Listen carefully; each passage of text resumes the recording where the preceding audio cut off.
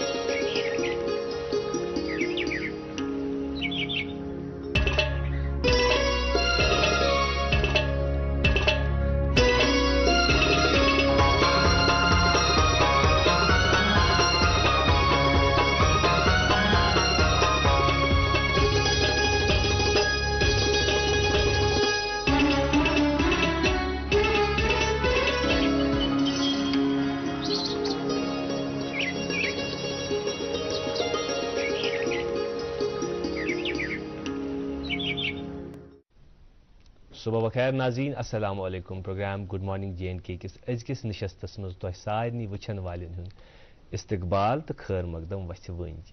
यह उम्मीद कि तुम सारी ऐसो खैर सान, आफियत सान, सेहत सान, तंदुरुस्ती सान तो सलामती सान तो मजीद दुआ रब्बुल आलमीन सिंदिस बारगाहस मज युस फातिरुस समावाति वल अर्द किस अस खतर गसिन तिम वसाइल पैदा यम सित सन जिंदगी सहल तो आसान गस। आमीन या रब्बल आलमीन।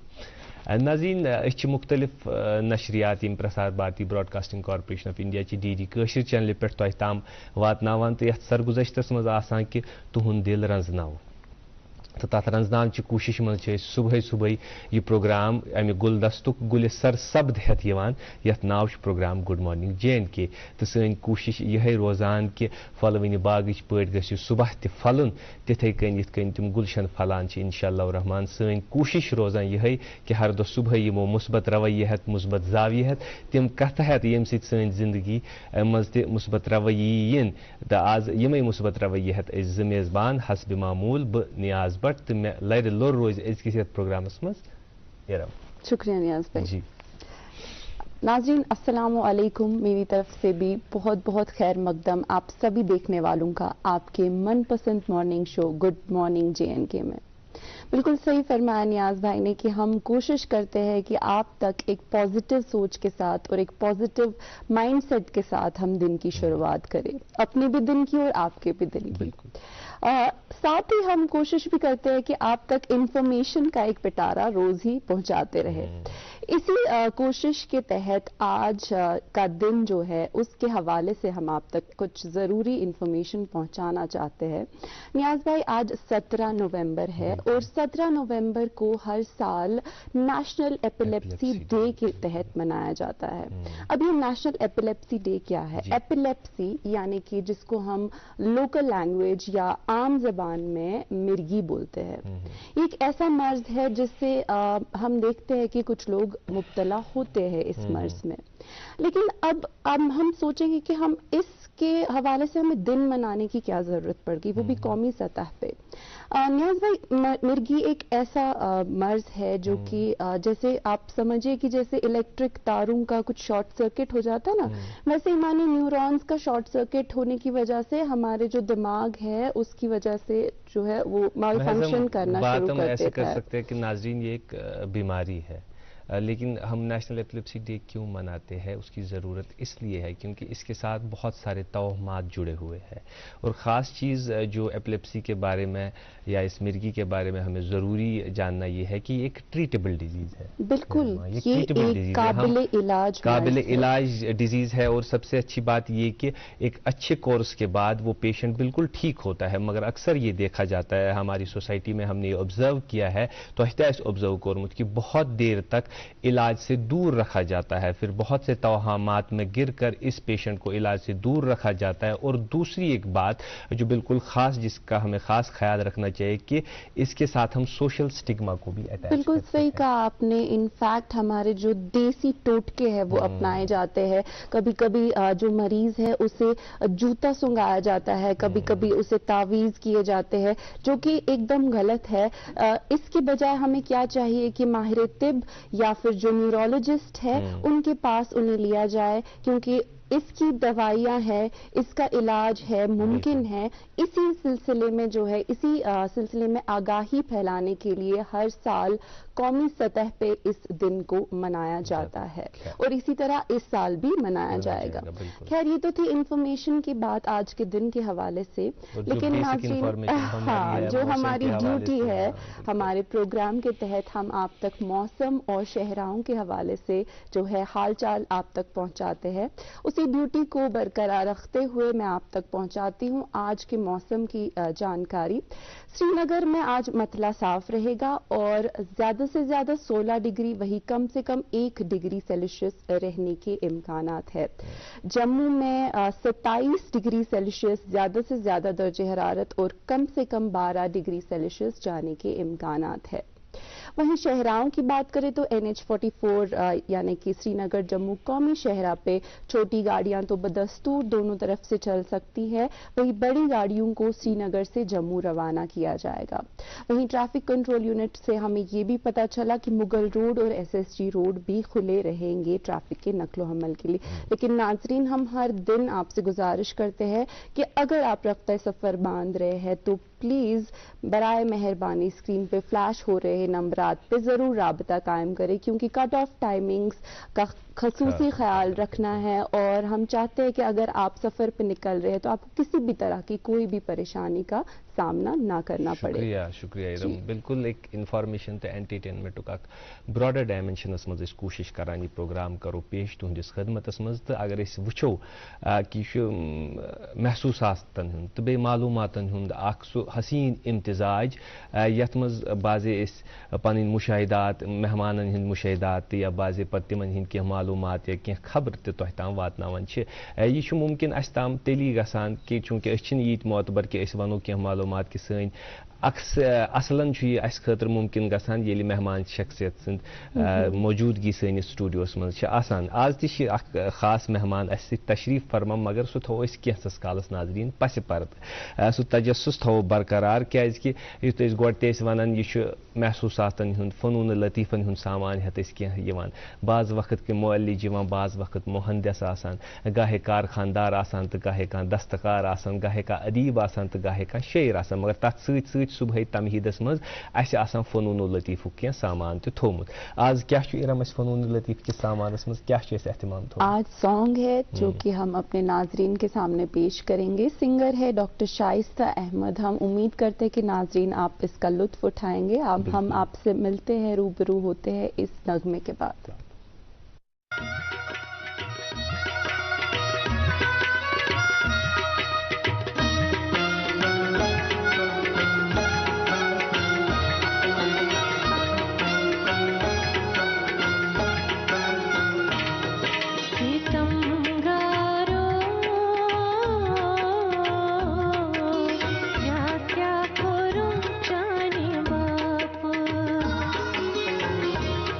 सीतम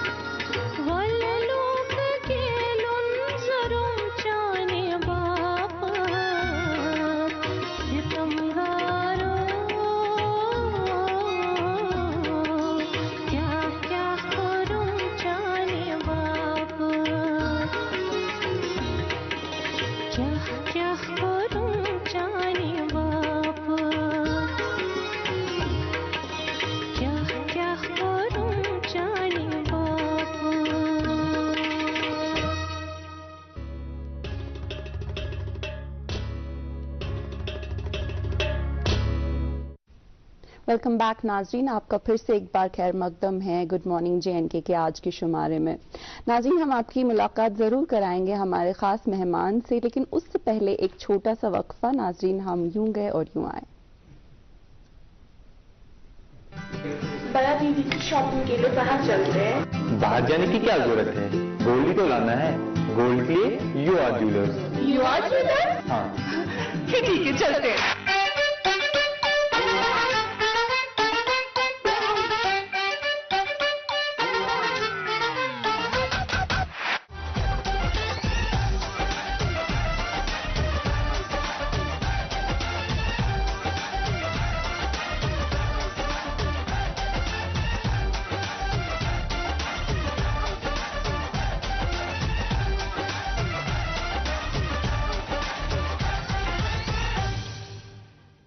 आप भी आज ही पहुंच जाएं यू आर ज्वेलर्स, खादी कदर, सराफ कदर।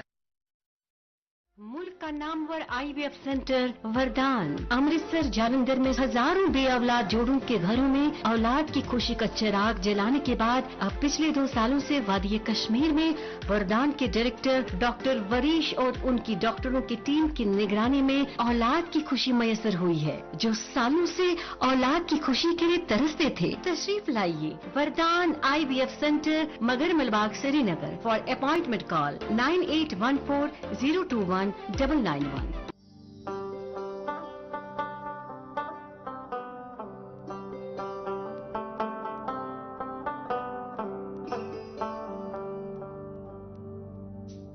गटि मंज जन यी जुन गाश, अस रूजिन पगहच आश, अस रिश्तन बरहव गोड, अस पखन कड़हव वाश। सेमटेक सीमेंट्स, रिश्तन हिज मजबूत इमारत। नाज़रीन, तो शूशम प्रोग्राम गुड मॉर्निंग JNK। आज जो मेहमान शख्सियत हमारे साथ तशरीफ़ फरमा है वो असलन यहाँ मेहमान ये है हमारे वादी कश्मीर के लिए। और जब भी हमारी टीम को ये पता चलता है कोई ऐसी शख्सियत यहाँ आई हुई है, चाहे वो टूर के लिए आए हो या पर्सनल काम के लिए, तो वो फटाफट ये उनके पास पहुँच कर ये गुजारिश करते हैं कि आप हमारे गुड मॉर्निंग JNK टीम के भी मेहमान बने और पूरी जो वादी कश्मीर है, जम्मू कश्मीर और हमारे सारे जो देखने वाले उनसे भी हम बात करें, अपने मुशाहिदात जो है, अपने तजुर्बे है वो शेयर करें। आज हमारे साथ तशरीफ़ फरमा मेहमान एक ऑथर, एक सोशल एंटरप्रेन्योर विनीता बख्शी। आपका बहुत बहुत खैर मकदम, अभिनंदन है हमारे इस प्रोग्राम गुड मॉर्निंग JNK में। नमस्ते, सुबह खैर, good morning JNK। Good morning JNK। Forgive me if I से इट रॉन्ग। हाँ, नहीं, एग्जैक्टली आपने बिल्कुल परफेक्टली बोला। यार, हमारे इस प्रोग्राम का फॉर्मेट ऐसा है कि हम बात करेंगे, आप एक ऑथर है एक नॉवल की 31 माइल्स, उसके बारे में बात करेंगे। एक सोशल एंटरप्रेन्योर है, एक्स डायरेक्टर भी रह चुकी है नेशनल इंस्टीट्यूट ऑफ ज्वेलरी की जी। उन सब चीज़ों के बारे में हम बात करेंगे, लेकिन हमारे फॉर्मेट के हिसाब से हमारी जो रीत है कि हम पहले जानेंगे कि विनीता बख्शी का जो सफ़र है वो क्या है। आप अपने बारे में जो आपका व्यक्तिगत परिचय है हमारे नाजरीन को भी कराएं और हमें भी कराएं। जी, बहुत मामूली सा परिचय है मेरा एंड प्राउड मोमेंट्स भी हैं मेरे। प्राउड मोमेंट्स होते हैं जब I think you expand in the sense that you create family and you have beautiful children. So I have a daughter and a son. And इसके अलावा जो करियर से रिलेटेड पर्सनल अचीवमेंट्स हैं उसमें book is also just like your baby, because book को भी आप वैसे ही नर्चर करते हो, it flows out of you the way your babies flow out of you. And उसी तरीके से आप कोई भी चीज की जब संरचना करते हैं, उसको बनाते हैं, तो उसको वही ही प्राइड आपको फील होता है, जो प्राइड आपको अपनी एक्सटेंशंस में फील होता है, क्रिएशन में फील होता है, क्रिएटिविटी। आई थिंक लोग कहते हैं डोपामाइन या कुछ भी, आई थिंक सबसे बड़ी डोपामाइन होती है क्रिएटिविटी, जब आप कोई चीज रचनाकारी। तो चाहे आप एक पीस ऑफ पोइट्री लिखें, चाहे आप एक आर्टिकल लिखें, चाहे आप एक किताब की शुरुआत कोई करें, ख्याल हो वो, हाँ कोई ख्याल हो, एब्सोल्युटली। पहले हम बात करेंगे इन चीजों के बारे में, हमें तो बात करनी। आप पहले अपना पर्सनल इंट्रोडक्शन, आप कहाँ से है, आपकी जो एजुकेशन बैकग्राउंड वो क्या है, उस बारे में बताइए हमें। अच्छा, तो मैं दिल्ली से हूँ, मेरा born and brought up in Delhi okay. And central school केंद्रीय विद्यालय गोल मार्केट में मेरी पढ़ाई हुई जी। वहाँ की मिठाई की दुकानें बहुत अच्छी है। हाँ, गोल मार्केट की मिठाई की आप तो बहुत जानते हैं दिल्ली के बारे में। तो थर्ड तक I was in forward convent and from third to 12th I was in central school Gol market and उसके बाद ग्रेजुएशन के लिए मैं मिरांडा हाउस गई। मैंने सोशियोलॉजी ऑनर्स किया दिल्ली यूनिवर्सिटी से और फिर मैं मेरे मास्टर्स के लिए दिल्ली स्कूल ऑफ इकोनॉमिक्स में गई। दिल्ली स्कूल ऑफ इकोनॉमिक्स जी जी। So Delhi school of economics के बारे में जरा सा बताइए। इट्स अ प्रीमियर इंस्टीट्यूट, तो how to get and what exactly is वहाँ क्या पढ़ा जाता है, how is the experience also? So, in fact, even Miranda House last 10 years से कंट्री के बेस्ट कॉलेज को डिक्लेयर किया गया है। पिछले 10 सालों में एक बार भी ऐसा नहीं हुआ कि मिरांडा हाउस की जगह कोई और कॉलेज पूरी कंट्री में से शॉर्टलिस्ट हो। It's a long, I mean it's a decade of, I am very proud of, yes. And Delhi School of Economics was also very great experience which built up your personality and shaped you up as a person because जो उसकी जो faculty थी, जो हमारे जो teachers थे, जो गुरु थे, उसमें पूरी इंटरनेशनल फैकल्टी थी। मतलब it was a very, I was so proud, like if I look back and think back, और मैं बड़े फकर से, हाँ, कि जो हमें लोग उस समय पढ़ा रहे थे वो आज भी इंटरनेशनल आइकन्स है। Amitabh Ghosh was my teacher that time, and Andre Bete was my professor, and JPS Oberoi was my professor, and Veena Dua ji नहीं रही, Veena Dua ji was my professor. So ये चार जो हमारे वहाँ प्रोफेसर्स थे, इनकी एक बहुत जो जिसे कहते हैं कि एक इम्प्रिंट छोड़ देते हैं आपके ऊपर। तो उस, हाँ, they were all the stalwarts of their field at that time, even today. And अभी भी big names. So अभी भी अमिताभ घोष तो इंटरनेशनल बेस्ट सेलर कितने समय से है। तो विनीता जी इकोनॉमिक्स स्टूडेंट रह चुकी है आप, मास्टर सोशियोलॉजी, उसके बाद दिल्ली स्कूल ऑफ इकोनॉमिक्स में आप गई। उसके बाद ये लिटरेचर की ओर कैसे आपका इंटरेस्ट डेवलप हुआ, और ये किताब जो आपने लिखी इसके बारे में हमें बताइए कि किस तरह से आपने इसकी ओर इंटरेस्ट डेवलप किया और किस तरह से आपने किताब लिखी? रचनाकारी कहाँ से क्रिएटिविटी? So आपने एक क्वेश्चन में मुझसे 4-5 क्वेश्चन पूछे and beautiful questions you asked me. नहीं, I will stop you here. First मैं आपसे पूछना चाहूंगा कि आप कश्मीर के बारे में आपका एक्सपीरियंस, आपका इम्प्रेशंस क्या है, उसके बाद हम इस सवाल के ऊपर जाएंगे। You have been into the Kashmir, तो हमारी ये चाहत रहती है कि जो टूरिस्ट्स यहाँ आए, विजिटर्स यहाँ, वो हमारे एम्बेसडर्स बन के फिर वहाँ जाएं, दिल्ली जाएं, जहाँ भी रहे। तो आपके एक्सपीरियंस क्या है? इस वक्त हमें बहुत सारे लाखों में लोग देख रहे, तो आपका एक्सपीरियंस हम जरूर जानना चाहेंगे। किस चीज के एक्सपीरियंस बताऊं? खाने पीने के बताऊं, नजारे खूबसूरत हैं उसके बताऊं, लोगों के बताऊं? इतने सारे ब्यूटीफुल एक्सपीरियंसेस हैं मेरे 6 दिन में कि मैं किस किस की बात करूं तो फिर वो 1 घंटा कम पड़ जाएगा। फिर भी कुछ highlights of the experience. I think people are just amazing, people are so warm, people are so nice and very nice people, and food is great. हम लोगों को ऐसे इम्प्रेशन है पूरे आई थिंक कंट्री में कि कश्मीर में कोई वेजिटेरियन ऑप्शंस नहीं होती। I think which is a myth. यहाँ की सब्जियों में भी बहुत, वैसे मैं वेजिटेरियन हूँ तो मैं कहती हूँ कि यहाँ की हर सब्जी में एक बहुत यूनिक और अलग टेस्ट है। तो बहुत टेस्टफुल सब्जियां हैं एंड बहुत वार्म लोग हैं एंड कुदरती नज़ारों के बारे में बात क्या ही क्या की जाए। मतलब कोई भी आई थिंक जो भी मैंने देश विदेश में जो ट्रैवल जितना भी किया है, चाहे यूरोप में एल्प्स देखें या इटली की तरफ से देखें या स्विट्जरलैंड से देखें या फ्रेंच साइड से देखें, आई थिंक कोई भी ऐसी जगह नहीं है दुनिया में कि कश्मीर की वादी को जिससे कंपेयर किया जा सके। जब भी टूरिस्ट यहाँ आते हैं, मेहमान यहाँ आते हैं, तो हम उन्हें एज ए टूरिस्ट नहीं, हम बिल्कुल ऐसे मेहमान जैसे हमारे घर आए हुए, और हमें मौका मिलता है, आपका मौका मिला, इसलिए हमने ये कोशिश की कि आपसे यहाँ बात करें। तो हमारी यही गुजारिश रहती है हर मेहमान से कि हमारे एम्बेसडर्स बन के आप जाइएगा, और जब आप वहाँ बात कीजिए, आपके एक्सपीरियंसेस होते हैं, आप टॉक शोज में जाते हैं या किताबों के, उसमें ये एक्सपीरियंस आप जरूर शेयर कीजिए। खैर हम इनकी सवाल की ओर जाएंगे, रचनाकारी की तरफ।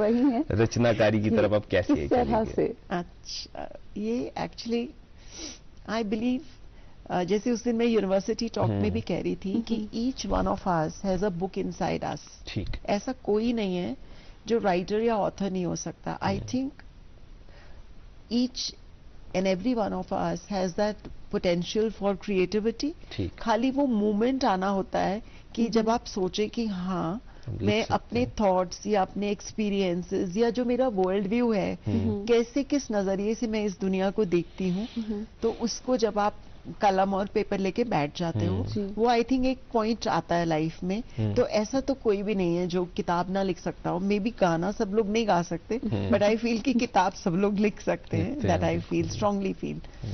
सो I was visiting my daughter in New York and she was very busy. तो बच्चे जैसे होते हैं कि I mean अपने काम में बिल्कुल total busy. She had just been assigned a campus placement and beginning of a career, and she was like and I had gone there to meet her and spend some time with her. So she was busy from morning to evening, and I just thought that this is a good opportunity. I don't there is no responsibility of looking after a home or doing any such thing. और बाहर भी ज्यादा मतलब जब आप इतना familiar नहीं हो तो आप इतना ट्रैवल भी नहीं करना चाहते बाहर निकल के।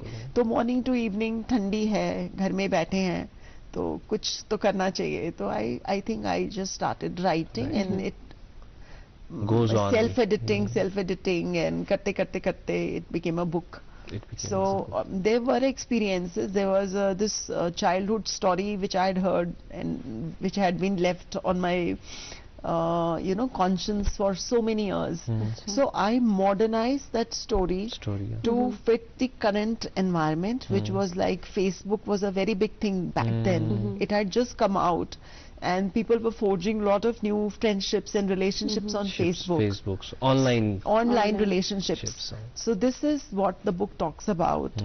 Old story which I had with me and how I modernized it to नई dimension. And उस समय मुझे नहीं लगता है कि back then कोई भी बुक आई होगी जिसने ऑनलाइन रिलेशनशिप्स के बारे में इतनी कैंडिडली इतनी सारी बात की होगी।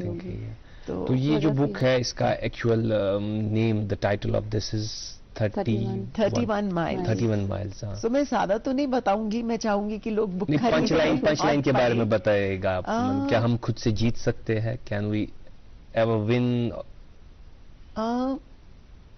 टू बी वेरी ऑनेस्ट, मुझे लगता है कि जो हमारा जो एक्सटर्नल एनवायरनमेंट है ना, उससे जीतना तो बहुत आसान है। Because you always have arguments, you always have excuses, you always have. लेकिन जो हम एक अपने अंदर जो हम एक आर्ग्यूमेंट या थॉट प्रोसेस बनाते हैं, वेदर इट इज राइट और वेदर इट इज रॉन्ग, उससे जीतना बड़ा मुश्किल काम है। और जितनी हमारी जो स्ट्रगल होती है लाइफ में, supposing I am a very pious person और supposing I am a very spiritual person, तो मेरी जो सबसे बड़ा जो मेरा जो डिलेमा है, जो मेरा सबसे बड़ा डायलॉग है, या जो मेरा इंट्रोस्पेक्शन है, या जो मेरा एनालिसिस है, वो अपने थॉट प्रोसेस से ही खुद को क्लेंस करना। इसमें एक कपलेट का एक मिसर में पढ़ना चाहूंगा कि अपने मन में डूब कर पाजा सुरागे जिंदगी। द फेमस पोइट अल्लामा इकबाल, तो उनका ये लिखा हुआ कि खुद में ही डूब कर अपनी जिंदगी का सुराग पाना है। That is also the punch line of your. Sunita, आपकी जो किताब है, it's a woman oriented book as far as I can. But उसकी ना मेल रीडरशिप बहुत ज्यादा है। अगर आप Amazon पे या किसी से भी पूछे, मेरे my publisher told me maximum man have bought that book. Man की रीडरशिप ज्यादा रही है। तो इससे ये बात पता चलती है कि भी ज्यादा मैन नहीं, इससे ये पता चल जाता है कि man care about the women. हाँ, I'm between the two. I'm between the two. A co-host, a woman, a guest, a woman. So we care about all you. Yes, because they want to understand what women deeply think. Thinks what exactly the And thought आपकी process. किताब किसी हद तक उन्हें ये मदद देती है ये समझने के लिए। साथ ही मैं आपको पूछना चाहूंगी विनीता जी कि आपकी जो मेन कैरेक्टर इसमें है वो भी एक लेडी है, तो क्या वो किसी कोई इंस्पिरेशन था जिसके तहत आपने उस कैरेक्टर को फ्रेम किया, या फिर एक जनरल ऑब्जर्वेशन से वो कैरेक्टर फ्रेम में आई है? So, you know, as I was telling you, हमारे जो हिंदू कल्चर में रीबर्थ एक बहुत ही इम्पोर्टेंट कॉन्सेप्ट होता है. It is the very central theme of Hinduism. So the female protagonist of this book, her life is spread across 2 lives in 3 different continents. The story happens in Europe, it happens in America, it happens in India. उसकी 2 life.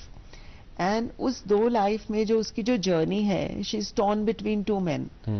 So something from past and something that is happening in the present. So वो उसको कैसे navigate करती है, वो journey उसकी इस life में चलती है. इस पर हम मजीद बात करेंगे, आपकी रचनाकारी पे भी थोड़ी बात करेंगे कि हाउ राइटर शुड बी, से ये फिक्शंस के बारे में थोड़ी बात करेंगे, लेकिन आपकी इजाजत से एक वक्फा हम लेना चाहेंगे यहाँ. It's a break. तो नाज़रीन देखते रहे हमारा प्रोग्राम गुड मॉर्निंग जे.एन.के.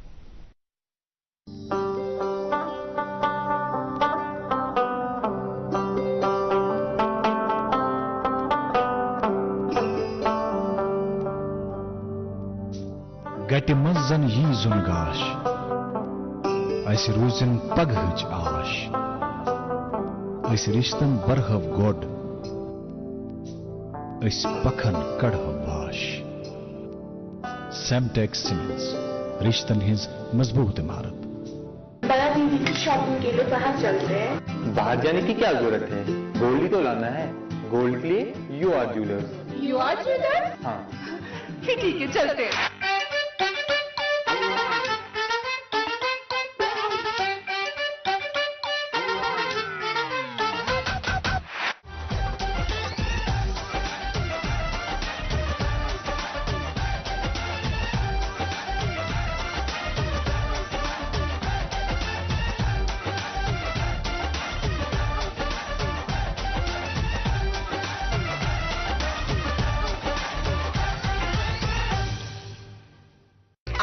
आज ही पहुंच जाएं यू आर ज्वेलर्स, खादी कदर, सराफ कदर. मुल्क का नामवर IVF सेंटर वरदान अमृतसर जालंधर में हजारों बेऔलाद जोड़ों के घरों में औलाद की खुशी का चिराग जलाने के बाद अब पिछले 2 सालों से वादी कश्मीर में वरदान के डायरेक्टर डॉक्टर वरीश और उनकी डॉक्टरों की टीम की निगरानी में औलाद की खुशी मयसर हुई है. जो सालों से औलाद की खुशी के लिए तरसते थे, तशरीफ लाइए वरदान IVF centre, Magar Malbagh, Srinagar. For appointment call 9814-021-991. सर्दियों में आपका गर्म साथी कंपेनियन मार्क ऑफ एक्सीलेंस लाए हैं कश्मीर के सर्द मौसम के लिए खसूसी गर्म और दिलकश companion thermals for ladies, gents and kids, companion track suits, companion jackets, companion pure woollen sweaters और भी कंपेनियन के मुख्तलिफ अकसाम वादी कश्मीर के हर मशहूर व मारूफ स्टोर्स पर दस्तियाब है. Companion mark of excellence. एक बार फिर से खैर मकदम हमारे सभी देखने वालों का गुड मॉर्निंग जे.एन.के में. नाज़रीन, वक्त होता है अखबारात की सुर्खियां आप तक पहुंचाने का. मेरे पास मकामी रोजनामा है जिसकी शह सुर्खी है, जम्मू और कश्मीर के करीब 300 देहात में 4G मोबाइल सर्विस फराहम होगी. तमाम डिप्टी कमिश्नरों को अराजी के हसूल के अमल को तेज करने की हिदायत. इसी अखबार से एक और सुर्खी लेंगे, कश्मीर में खुश्क मौसम में सर्दी मजीद बढ़ गई. जी मेरे पास उर्दू अखबार है, रकम तराज है. हज 2023 गुज़श्ता बरस के मुकाबले में आज़मीन हज को 1 लाख रुपए की रियायत दी जाएगी. ऑल इंडिया हज कमेटी का ऐलान, एयरपोर्ट पर आब जमजम हासिल करने की भी सहूलियत. एक और खबर इसी अखबार से, लेफ्टिनेंट गवर्नर GIS के आलमी दिन के मौके पर IAS JAS पेशेवर अफसर, सरकारी अफसरान, कारोबारी अफराद, नौजवान तलबा की कन्वेंशन से खिताब. जम्मू कश्मीर में तरक्याती कामों के मनसूबाबंदी और निगरानी. जी अंग्रेजी रोजनामा से खबर सुनिएगा, government rules out distribution of plastic rice to consumers. एक और खबर इसी से लेंगे। Celebration of world radiography day enjoins upon radiologists to ensure hassle-free services to patients in J&K। जी मेरे पास उर्दू अखबार है, लिखते हैं कि 7,000 रुपए रुश्वत मांगने पर एक सरपंच रंगे हाथ गिरफ्तार। एक साइल की शिकायत पर एंटी करप्शन ब्यूरो की ड्रामाई कार्रवाई। एक और खबर इसी अखबार से, गुर्बत के खिलाफ आलमी जंग डिजिटल टेक्नोलॉजी से जीती जा सकती है, वजीर आजम मोदी। अंग्रेजी रोजनामा से एक शह सुर्खी लेंगे। Over 1 billion youngsters at hearing loss risk due to headphones loud music study. मेरे पास उर्दू अखबार है, लिखते हैं कि तहफ़्फ़ुज़ अतफ़ाल निज़ाम की मजबूती पर एक रोज़ वर्कशॉप। मुसीबत में गिरे बच्चों की हर मुमकिन मदद करने पर मुकर्रीन का जोर। एक और खबर इसी अखबार से, त्राल में रीचू के झुंड का हमला, वाइल्ड लाइफ मुलाजिम समेत 4 शहरी जख्मी। आखिरी रोजनामा है मेरे पास जिससे 2 सुर्खियां लेंगे। 8 dead in Kishtwar accident, convention on world GIS day, LG seeks comparative analysis report on encroachment of water bodies, collaborate to use GIS in network design, network optimization, data enhancement in remote areas। जी मेरे पास भी आखिरी अखबार है, sports page से ये खबर लेना चाहेंगे। ICC T20 ranking, Surya Kumar Yadav retains the top spot. And एक और खबर, माई youth my pride 3-day autumn sports festival Hard commences in south Kashmir. हमारे साथ आज तशरीफ फरमा मेहमान विनीता बख्शी, एक ऑथर, एक सोशल एंटरप्रेन्योर। विनीता जी, हम रचनाकारी के बारे में हम बात कर रहे थे। क्या जो हमारा इर्द गिर्द हो, जो माहौल हो, उसके असरात जो हमारी रचना पे है, उस पे वो असरात पड़ते हैं सबकॉन्शियस, कॉन्शियस माइंड लिखने के दौरान? क्या ये चीज़ें हमें असर करती है, रिफ्लेक्ट होती है किसी तरह आपकी राइटिंग्स में, आपके ख्याल में? बिल्कुल, इस तरीके के कुछ आर्टिकल भी मेरे पब्लिश हुए हैं। 2-3 साल पहले मुझे याद है, किसी मैगजीन के लिए मैंने इस तरीके का आर्टिकल लिखा था कि जो बच्चे हैं उनका बहुत ज्यादा जो टाइम है वो एप्स पे निकलता है और उनसे उनका अटेंशन स्पैन कम हो जाता है and they are not able to like relate to the real world. Because हमारे जमाने में हम लोग जब खेलते थे तो वो फिजिकल एक्टिविटी भी उसमें बहुत होती थी। हम लोग प्लेग्राउंड में खेलते थे, घर में भी जब हम खेलते थे तो वो इंटरेक्टिव गेम्स होते थे, चाहे वो लूडो, कार्ड्स, हमारी नानियां दादियां हमें स्टोरी सुनाती थी, वो फिक्शन हमारे जहन में रहता था, वो कैरेक्टर्स। बिल्कुल larger than life characters, those beautiful characters of all kinds। लेकिन अभी लाइफ इतनी इंडिविजुअलिस्टिक होती जा रही है, अगर मैं स्टोरी भी सुन रहा हूँ या सुन रही हूँ तो it is a 1-to-1 experience only. And मैं कोई गेम खेल रहा हूँ तो भी मैं एक ही पर्सन खेल रही हूँ, दूसरा वर्चुअल है। इसी तरीके से और आप एक चेयर पे बैठे बैठे आपने सब कुछ खेल लिया है, फुटबॉल भी, क्रिकेट भी और सब कुछ। तो जो प्लेग्राउंड की जो इम्पोर्टेंस थी और जो मेल जोल की इम्पोर्टेंस थी वो कितनी कम होती जा रही है। आप दूसरे पर्सन को जानते ही नहीं हो, आप आपने उसके साथ खेला ही नहीं है, तो जब आप खेलते हो, जब आप हारते हो या जब आप जीतते हो तो किस तरीके से लोगों से इंटरेक्ट आपने करना है, वो इमोशंस क्या है, वो बॉन्डिंग क्या है, वो फ्रेंडशिप क्या है। फ्रेंडशिप में आप जीतोगे भी, हारोगे भी, गिरोगे भी, उठोगे भी, वो सब चीजें आप रही ही नहीं, आप अकेले ही खेले जा रहे हो। और जब आप देख रहे हो वो जो एक्सपीरियंस है, आप दूसरों का एक्सपीरियंस कर रहे हो। आप क्रिकेट टीम को खेलते देख रहे हो, आप फुटबॉल टीम को खेलते देख रहे हो, बट आप उसमें पार्टिसिपेट नहीं कर रहे, थ्राइव नहीं है अंदर, वो हाँ एब्सोल्युटली। सो वो कुछ लोग जो पहुंच पाते हैं उस मुकाम तक कि वो नेशनल्स खेलें या इंटरनेशनल खेलें या स्टेट लेवल खेलें, वो एक कुछ लोग हैं। लेकिन बाकी जो एक जनरल कल्चर था प्लेग्राउंड में जाके खेलने का, स्कूल ग्राउंड में खेलने का या गली मोहल्लों में खेलने का, वो खत्म ही होते जा रहा है। लोग बैठे रहते हैं टीवी के आगे, स्क्रीन के आगे। फिक्शन के बारे में अगर हम बात करें, फिक्शन यूजुअली एक नरेटिव बहुत आम हो चुका है कि fiction is dying. Is it actually dying? क्या है इसका असल मामला? अगर हम स्टैटिस्टिक्स और ट्रेंड्स को देखें तो फिक्शन की जो डिमांड है वो पिछले कोविड समय से पहले से ही कम होनी शुरू हो गई थी, और कोविड के दौरान और कोविड के बाद बहुत नीचे आ गई है। Okay. तो लोगों को ऐसे लगता है कि जो फिक्शन है वो वेले लोगों का काम है, जो इंटेलेक्चुअल लोग हैं या जो उन लोगों का काम नहीं है फिक्शन, उनको लगता है ये बड़ी बेकार की चीज है। ठीक है। तो एक सूडो इंटेलेक्चुअलिज्म लोगों में आ रहा है, तो उन्हें लगता है where only facts and statistics or tangible things only, they are very important, but intangible things like connecting with your soul or spirituality or moral principles or creating larger than life characters, fairies, or even the concept of the existence of an almighty or any such things. People believe that, or I should not say people believe that, I should say that current trends show that the consumption of fiction is on a decline. If the consumption of fiction is on a decline, then obviously publishers do not want to publish it, because then it becomes a losing proposition for them. Then they would like to publish something which is generating revenues for them. After all, it's a business enterprise for a publisher. It's a passion for you and me, but for a publisher, it's a business enterprise. Absolutely. Nita ji, fiction तो इन्होंने आपसे पूछा कि fiction क्या, is fiction dying, लेकिन I think कि पिछले कुछ सालों में हमने देखा, चाहे कोविड के बाद की बात की जाए या जिस तरह से जो हमारा ओटीटी कल्चर बढ़ता जा रहा है या वीडियो कंजप्शन बढ़ता जा रहा है, ओवरऑल रीडिंग इज डिक्लाइनिंग। तो एज एन ऑथर आपने क्या ऑब्जर्व किया है इस मामले में, और क्या लगता है आपको कि क्या रीडिंग कंजप्शन जो है, जो रीडिंग कल्चर था, क्या उसको हम रीजेनरेट, क्या उसको हम फिर से जगा सकते हैं उस कल्चर को? अभी जैसे कि हम लोगों की ये चर्चा चल रही थी, एक और क्वेश्चन इनके साथ मैं जोड़ना चाहूंगा, रीडिंग कल्चर क्यों जगह है, what is the benefit, what are the benefits?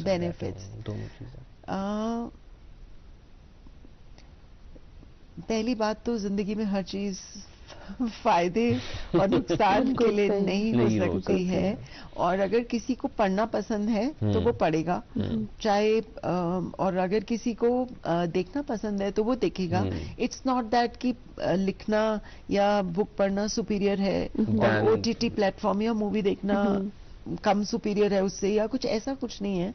एक ये बेसिक इंटरेस्ट की बात होती है और एक एनवायरनमेंट की बात होती है। तो अभी जो इकोसिस्टम है, जो एनवायरनमेंट है, it is like because attention span लोगों की कम हो गई है, तो जितनी भी ऑडियो अभी पॉडकास्ट आ गया है एंड बहुत सारी चीजें आ गई हैं, ऑडियो बुक्स आ गई हैं, तो लोगों की लाइफ में मसरूफियत भी बढ़ती जा रही है। लोग इतना ज्यादा ट्रैवल करने लगे हैं कि वो उन्हें लगता है कि मैं उठाऊंगा बुक, खोलूंगा, उस पन्ने पे निकलूंगा तो सीधा पॉडकास्ट, हाँ, आप you can use audio book, आप फ्लाइट में हो या कहीं जा रहे हो, प्लस आपकी बुक को टर्माइट नहीं खाएगी, आपको प्रिजर्व नहीं करना पड़ेगा, आपको अलमारियां नहीं चाहिए होंगी किताबें सजाने के लिए, तो वो कन्वीनियंस भी है। लोगों का लाइफस्टाइल बदल रहा है। ये जो जनरेशन थी इसने बहुत सारे ट्रांसफॉर्मेशंस देखे हैं और आगे वाली जनरेशन और देखेगी, बिकॉज अभी AI already it is a big thing, artificial intelligence के साथ और बहुत सारी चीजें जो अभी भी जिनके लिए जो रोल्स एग्जिस्ट कर रहे हैं 10 साल में वो रोल नहीं एग्जिस्ट करेंगे। आज आपकी जो सर्जरी है उसमें 2 लोग डॉक्टर इन्वॉल्व है, डॉक्टर की टीम इन्वॉल्व है, तो आगे आने वाले टाइम में कहते हैं कि सारी सर्जरीज लेजर से होंगी और फिजिकल प्रेजेंस भी नई टीम की होगी जो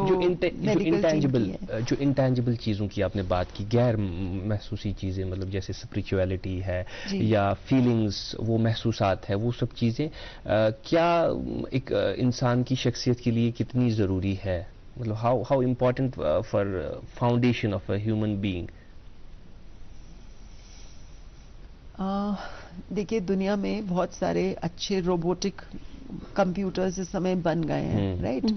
सो precisely they are able to do everything that you और I am able to do, but still वो बच्चे तो नहीं पैदा कर सकते।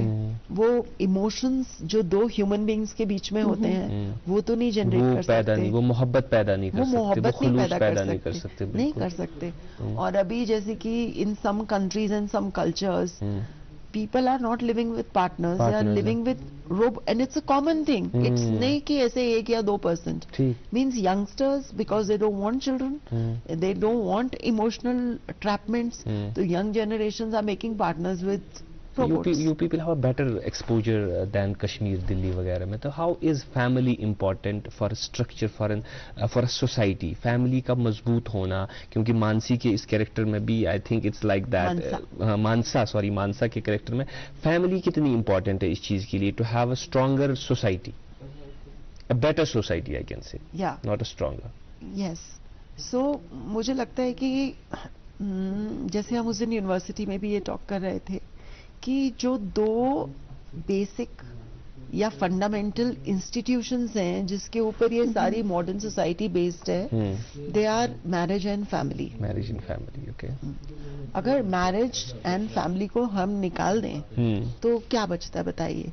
जो एक इमोशनल सिक्योरिटी और जो safety, whether it's a male और वेदर इट्स अ फीमेल, उसको जो एक जो कवर मिलता है, जो सेफ्टी कवर मिलता है, इट्स नॉट टू से बहुत सारे many people stay single by choice and it is perfectly all right.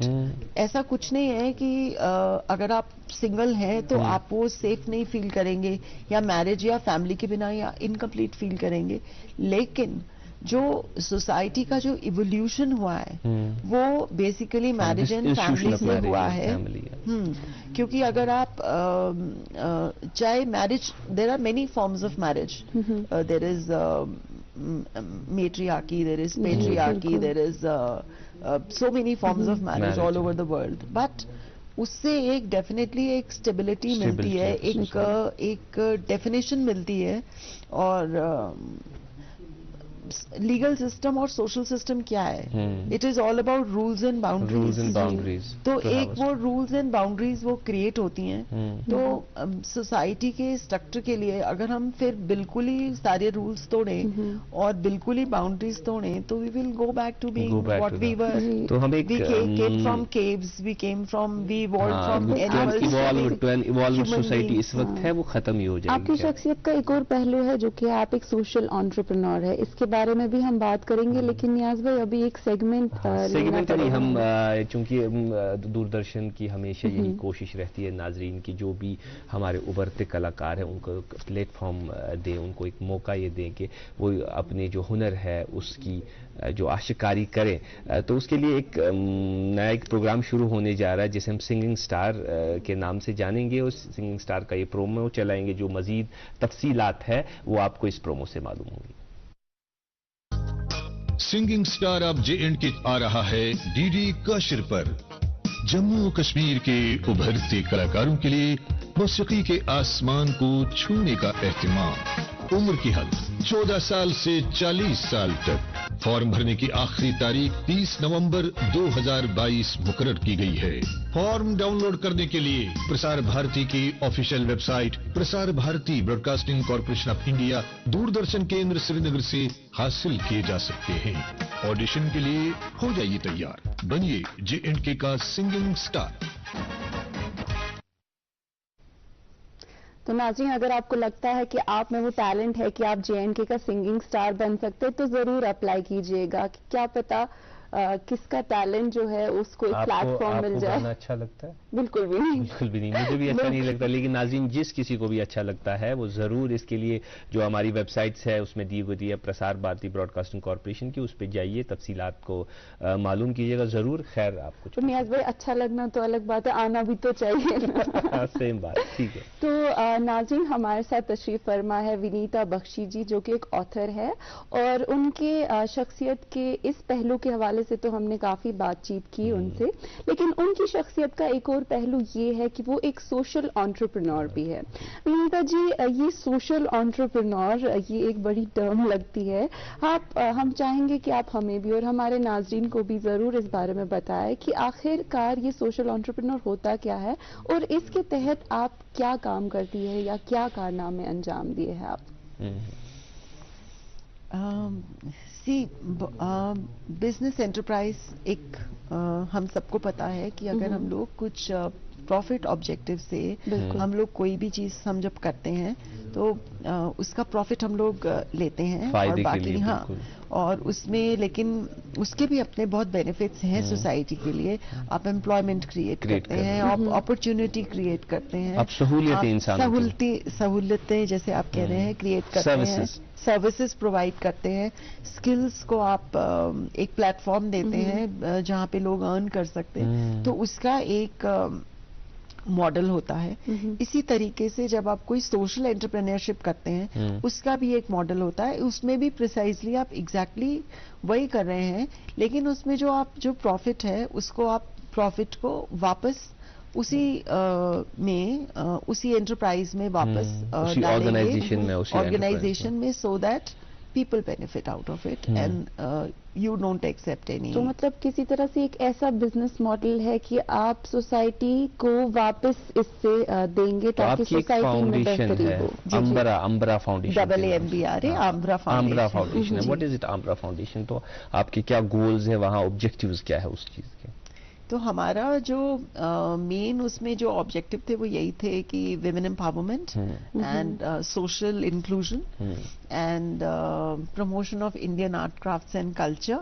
And आजकल हम सिंस कोविड-19 हम लोग हेल्थ लिटरेसी पे बहुत काम कर रहे हैं। ठीक है, कश्मीर में आपका यहाँ आया है आप, तो हम ये गुजारिश करेंगे कि अम्बरा फाउंडेशन के जरिए यहाँ भी आर्ट एंड कल्चर की और जो हाथ का काम है, ऐसे जो हैंडीक्राफ्ट से बहुत लोग जो घरों में करते हैं, बहुत सी लेडीज, तो हमारी तरफ से ये गुजारिश रहेगी टीम की तरफ से कि मैं इनसे ये पूछना चाहती थी कि आपने कहा कि promotion of local art and culture, तो क्या कश्मीरी आर्ट एंड कल्चर वहां तक पहुंच पाया कि अम्बरा फाउंडेशन में? एब्सोल्युटली। उस दिन यहाँ पे हम लोग एक मुझे प्रोग्राम का नाम नहीं याद आ रहा है, हम लोग हमने एक प्रोग्राम अटेंड किया था। ये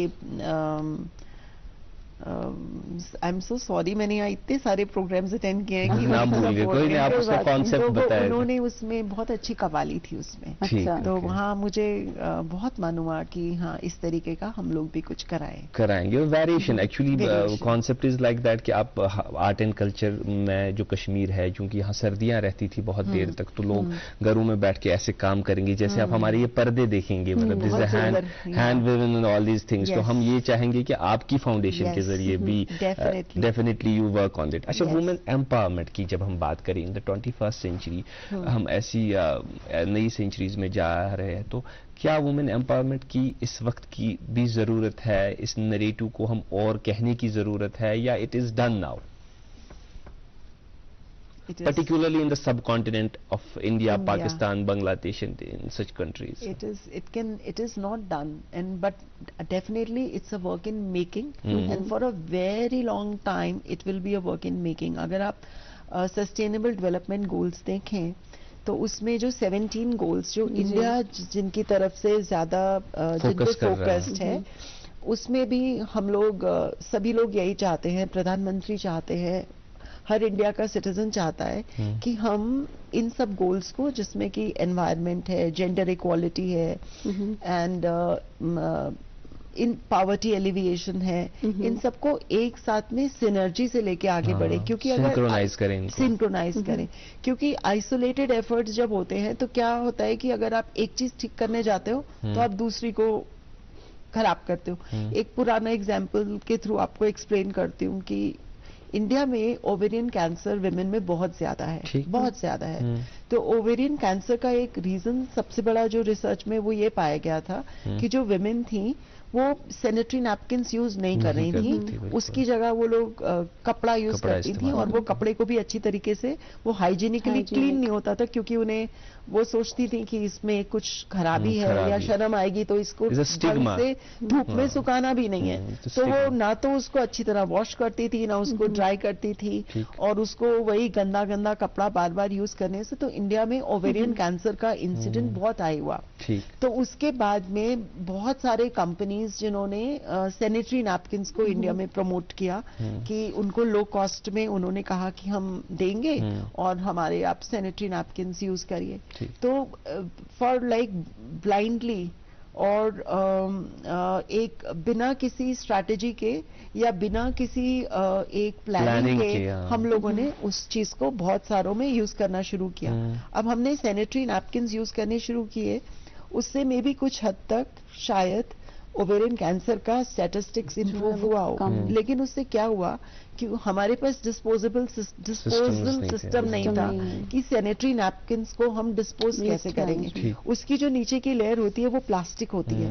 तो क्या हुआ कि जो हमारे फील्ड्स थे, खेत थे, और जो हमारी नालियां थी, और जो हमारे जितना भी जो हमारा एरिया था जहाँ हम फसल करते थे, लैंडस्केप्स थे, नदियां थी, नाले थे, उसमें वो सारे उनसे वो सैनिटरी नैपकिन से क्लॉग हो गया क्योंकि वो बायोडिग्रेडेबल नहीं था। तो हमने एक प्रॉब्लम को सॉल्व थोड़ा सा किया और दूसरी बड़ी प्रॉब्लम क्रिएट की। तो हमें सैनिटरी नैपकिन्स यूज करने चाहिए, कपड़ा बिल्कुल नहीं यूज करना चाहिए, लेकिन सैनिटरी नैपकिन्स हमें बायोडिग्रेडेबल यूज करने चाहिए, ताकि अगर हमारे पास में वो सहूलियत नहीं है कि जिसमें हमें हम स्टोर करके जहाँ वो प्रॉपर फैसिलिटी तक जाता हो या जाओ, तो वो आए ना आए, कम से कम हमें अपने आप मालूम है कि ये चीज बायोडिग्रेडेबल है, ये अपने आप। तो अभी जो कश्मीर में मेरे को ये चीज बहुत अच्छी लग रही है कि जगह जगह लिखा हुआ है कि यहाँ प्लास्टिक लाना मना है, या इस पॉइंट के बाद आप प्लास्टिक नहीं ले जा सकते। और पिछली बार से मुझे लगा शायद लेक भी पहले से मुझे साफ लगी कि शायद उसमें उतना। You have been frequently visiting, इससे पहले भी आए आप? 2014 में मैं आई थी लास्ट। तो मैं आपसे ये कंटिन्यू कीजिए। मैं आपसे ये पूछना चाह रही थी कि ये तो थी अभी तक आपके काम के बारे में आपने तफसीलन जिक्र किया। अब आप कश्मीर इससे पहले भी आ चुकी है, 2014 आपने कहा, और आपने ऑफ कैमरा में ये भी कहा कि आप एक हफ्ते से यहाँ स्टे कर रही है। तो क्या हम उम्मीद कर सकते हैं कि आपके अगला जो आपका काम आएगा, आपकी किताब आएगी या जो आपका जो भी काम होगा, क्या उसमें कश्मीर से आपने कोई इंस्पिरेशन ली या कोई चिनार के गिरते पत्तों ने आपको फैसिनेट किया, उन बर्फ की सफेदियों ने आपको फैसिनेट किया, उन नदी में बहते हुए पानियों ने आपको फैसिनेट किया, या यहाँ के लोगों के इस वार्म वेलकम ने आपको फैसिनेट, किसी चीज ने आपने फैसिनेट किया कि आप लिखेंगे? एब्सोल्युटली हॉस्पिटैलिटी, मतलब शॉपिंग, यहाँ कितना कुछ है, मतलब इट इज लाइक जन्नत ही है, जन्नत कश्मीर, जन्नत कश्मीर बिल्कुल है। People are so warm. Ongoing projects आपके कुछ? हमारा राइटिंग्स में मेरी एक हिंदी नॉवल मैंने लिख के रखी हुई है, लुकिंग फॉर अ पब्लिशर। अब मैं कितनी बार बोलूं, I am looking for a publisher. अच्छा, एक और बात मैं यहाँ पूछना चाहूंगा, पब्लिशर अगर प्रोग्राम देख रहा हो तो आपको as a women writer and author, उनके लिए कितना मुश्किल रहता है? बिकॉज यूजुअली जब राइटिंग्स करते हैं या कुछ ख्याल या कोई रचना इंसान रच जाता है, तो उसके लिए एक ऐसा काम एनवायरनमेंट या वो चीजें हैं कि बाकी फिक्रों से खाली होना चाहिए। Do women face this problem in the writing, या ये वजह है कि कम writers है women still in the numbers? You cannot say in the quality, but in the quantity the writers in the women folk is less in the India, in the subcontinent as compared to the men. Yes.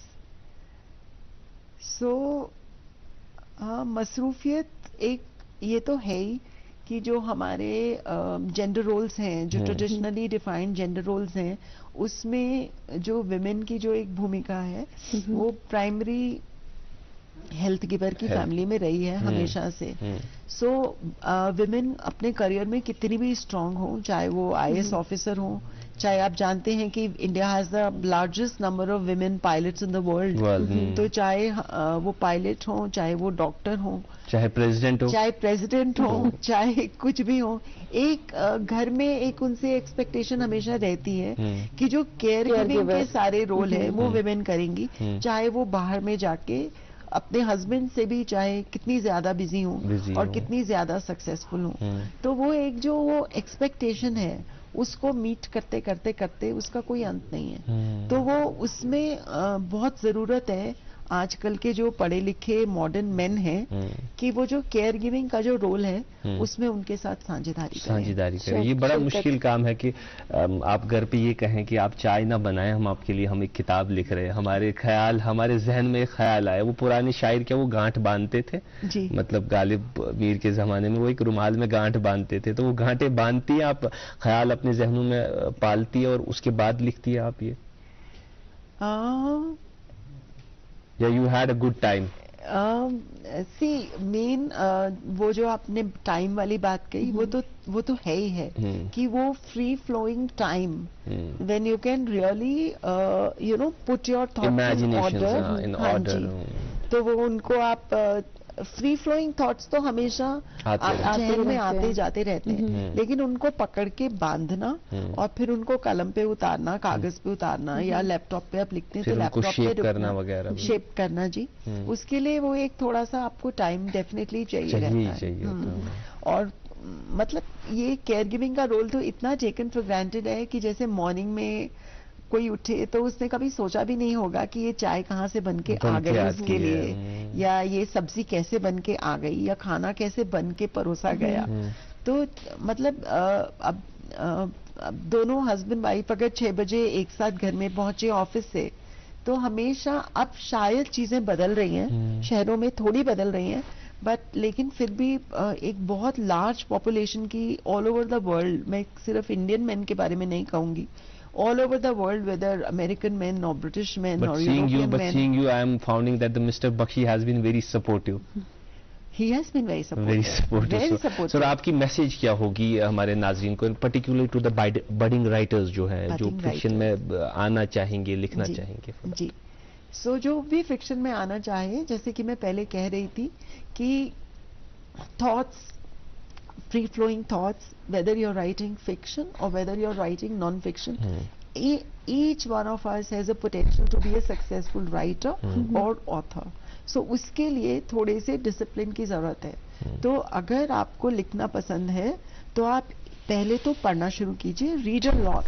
आप जितना पढ़ेंगे उतना ज्यादा आपका thought process जो है वो evolve और डेवलप होगा, और आप बहुत सारी चीजें जिनके बारे में आप जानते तो थे, महसूस तो करते थे, लेकिन उनकी इम्पोर्टेंस क्या है, उनके ऊपर उनका वर्ल्ड व्यू क्या है, और कैसे आप उसको अपने थॉट प्रोसेस के साथ में इंटीग्रेट कर सकते हैं, वो आप समझने लगते हैं। Thank you so much. It was very wonderful for us. हम बहुत शुक्रगुजार है आपके कि आप आज यहाँ तशरीफ आ रही हो। बहुत अभिनंदन। Thank you for inviting me over. Thank you so much. Thank you everyone. नाज़रीन, हमें उम्मीद है कि आपको आज का ये प्रोग्राम बहुत पसंद आया होगा। उम्मीद बाकी भी नशरियात जो है हमारी देखते रहेंगे। फिर जब वक्त होगा तो इंशाल्लाह कल फिर एक बार हाजिर होंगे अपने पसंदीदा प्रोग्राम की। आज के लिए दीजिए इजाजत। अल्लाह हाफिज। अल्लाह हाफिज।